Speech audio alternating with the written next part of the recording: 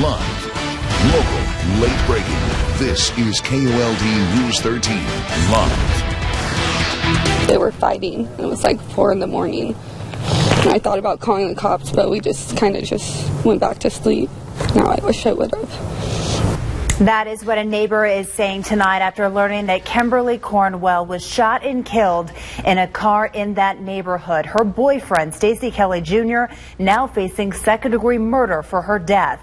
And this is just the most recent deadly domestic violence case. In November, Chris Raboyne was booked on a charge of second-degree murder in connection to the death of his girlfriend. He's accused of beating Rosalia Gilbert to death. George Majewski was charged with first-degree murder after investigators say he strangled his wife in April last year. Dr. Kerman Dubosh was a beloved veterinarian in Oro Valley. In all 3 of these cases, people said they heard arguing or screaming coming from the home. Tonight, KOLD News 13's Kristen Hobrook has the details on how you can help without putting yourself in harm's way. And Kristen, there are several ways to do this.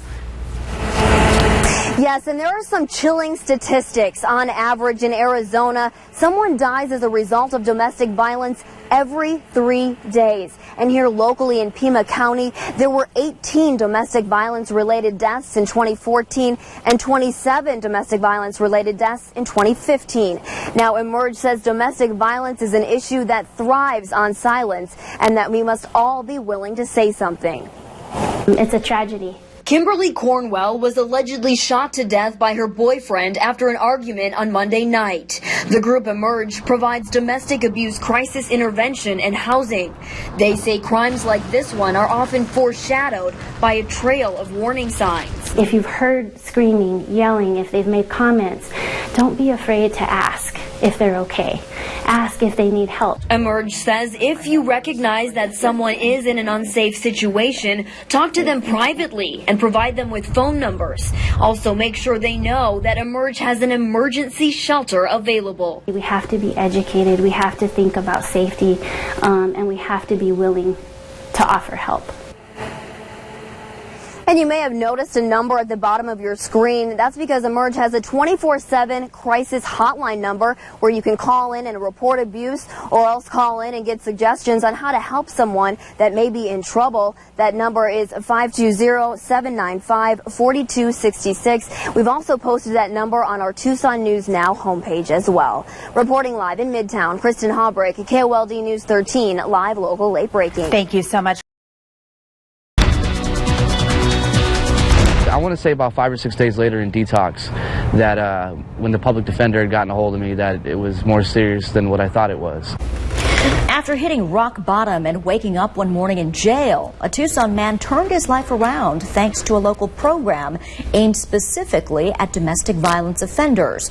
The men's education program is a combined effort between Pima County Adult Probation and the Emerge Center Against Domestic Abuse.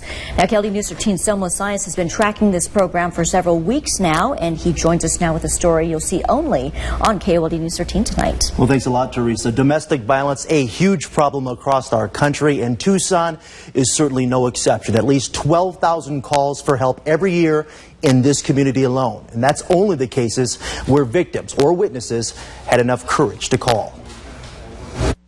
Even if it's the smallest step, I wanted to apologize to my significant other for the actions that I had done, and then hopefully the others that I might have hurt in the process. Charles Velasco Jr. has come a long way. Last August, he was arrested and charged with multiple counts of assault and domestic violence against his girlfriend. She did have a badly bruised eye, and it was black for like a month there. Going to jail and getting himself sober was one thing, but realizing his mistake and owning it made all the difference. Take it from me, you know, I'm a better person since I've been in the class. He's talking about public-private education courses offered through Pima County Adult Probation. We wanted to have them orient men within their first 30 days of being sentenced. In the Emerge Center Against Domestic Violence. It's not just about you've gotten in trouble, here's how you pay for that. Right here in Pima County, we have about 700 active cases. It's really about certain behaviors that have been used, choices that have been made, and how can we change that? For years, domestic violence was that dirty little secret nobody really talked about.